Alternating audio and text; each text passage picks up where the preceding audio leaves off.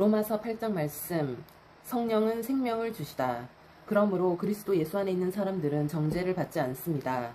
그것은 그리스도 예수 안에서 생명을 누리게 하는 성령의 법이 당신을 죄와 죽음의 법에서 해방하여 주었기 때문입니다.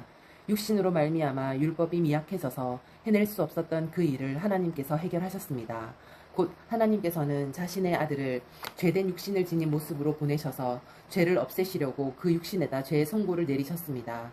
그것은 육신을 따라 살지 않고 성령을 따라 사는 우리가 율법이 요구하는 바를 이루게 하시려는 것입니다.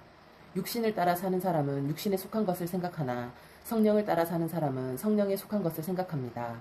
육신에 속한 생각은 죽음입니다. 그러나 성령에 속한 생각은 생명과 평화입니다. 육신에 속한 생각은 하나님께 품는 적대감입니다. 그것은 하나님의 법을 따르지 않으며 또 복종할 수도 없습니다. 육신의 매인 사람은 하나님을 기쁘게 해드릴 수 없습니다. 그러나 하나님의 영이 여러분 안에 살아계시면 여러분은 육신 안에 있지 아니하고 성령 안에 있습니다. 누구든지 그리스도의 영이 없으면 그리스도의 사람이 아닙니다. 또한 그리스도께서 여러분 안에 살아계시면 여러분의 몸은 죄 때문에 죽은 것이지만 영은 의 때문에 생명을 얻습니다. 예수를 죽은 사람들 가운데서 살리신 분의 영이 여러분 안에 살아계시면 그리스도를 죽은 사람들 가운데서 살리신 분께서 여러분 안에 계신 자기의 영으로 여러분의 죽을 몸도 살리실 것입니다.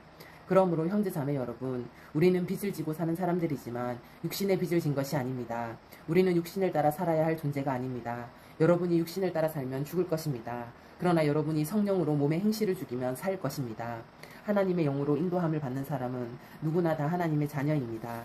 여러분은 또다시 두려움을 빠뜨리는 종살이의 영을 받은 것이 아니라 자녀로 삼으시는 영을 받았습니다. 그래서 우리는 그 영으로 하나님을 아빠, 아버지라고 부릅니다. 바로 그때 그 성령이 우리의 영과 함께 우리가 하나님의 자녀임을 증언하십니다. 자녀이면 상속자이기도 합니다. 우리가 그리스도와 함께 영광을 받으려고 그와 함께 고난을 받으면 우리는 하나님이 정하신 상속자요 그리스도와 더불어 공동 상속자입니다. 모든 피조물이 구원을 갈망하다. 현재 우리가 겪는 고난은 장차 우리에게 나타날 영광에 견주면 아무것도 아니라고 나는 생각합니다. 피조물은 하나님의 자녀들이 나타나기를 간절히 기다리고 있습니다. 피조물이 허무에 굴복했지만 그것은 자의로 그렇게 한 것이 아니라 굴복하게 하신 그분이 그렇게 한 것입니다. 그러나 소망은 남아 있습니다. 그것은 곧 피조물도 썩어짐의 종살이에서 해방되어서 하나님의 자녀가 누릴 영광된 자유를 얻으리라는 것입니다. 모든 피조물이 이제까지 함께 신음하며 함께 해산의 고통을 겪고 있다는 것을 우리는 압니다. 그뿐만 아니라 첫 열매로서 성령을 받은 우리도 자녀로 삼아 주실 것을, 곧 우리 몸을 속량하여 주실 것을 고대하면서 속으로 신음하고 있습니다. 우리는 이 소망으로 구원을 얻었습니다.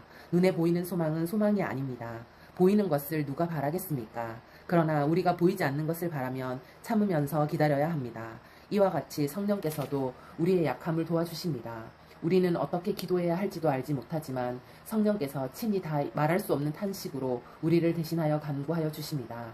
사람의 마음을 꿰뚫어 보시는 하나님께서는 성령의 생각이 어떠한지를 아십니다. 성령께서 하나님의 뜻을 따라 성도를 대신하여 간구하시기 때문입니다.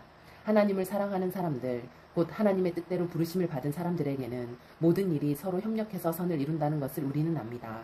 하나님께서는 미리 아신 사람들을 택하셔서 자기 아들의 형상과 같은 모습이 되도록 미리 정하셨으니 이것은 그 아들이 많은 형제 가운데서 맏아들이 되게 하시려는 것입니다. 그리하여 하나님께서는 이미 정하신 사람들을 부르시고 또한 부르신 사람들을 의롭게 하시고 의롭게 하신 사람들을 또한 영화롭게 하셨습니다. 하나님의 사랑은 어떠한 역경보다도 강하다. 그렇다면 이런 일을 두고 우리가 무엇이라고 말할 수 있겠습니까? 하나님이 우리 편이시면 누가 우리를 대적하겠습니까? 자기 아들을 아끼지 않으시고 우리 모두를 위하여 내주신 분이 어찌 그 아들과 함께 모든 것을 우리에게 선물로 거저주지 않으시겠습니까? 하나님께서 택하신 사람들을 누가 감히 고발하겠습니까? 의롭다 하시는 분이 하나님이신데 누가 감히 그들을 정죄하겠습니까? 그리스도 예수는 죽으셨지만 오히려 살아나셔서 하나님의 오른쪽에 계시며 우리를 위하여 대신 간구하여 주십니다. 누가 우리를 그리스도의 사랑에서 끊을 수 있겠습니까? 환난입니까? 곤고입니까? 박해입니까? 굶주림입니까? 헐벗음입니까? 위협입니까? 또는 칼입니까? 성경에 기록한 바 우리는 종일 주님을 위하여 죽임을 당합니다. 우리는 도살당할 양과 같이 여김을 받았습니다. 한 것과 같습니다. 그러나 우리는 이 모든 일에서 우리를 사랑하여 주신 그분을 힘입어서 이기고도 남습니다. 나는 확신합니다. 죽음도 삶도 선사들도 권세자들도 현재일도 장래일도 능력도 높음도 깊음도 그 밖에 어떤 피조물도 우리를 우리 주 예수 그리스도 안에 있는 하나님의 사랑에서 끊을 수 없습니다. 아멘.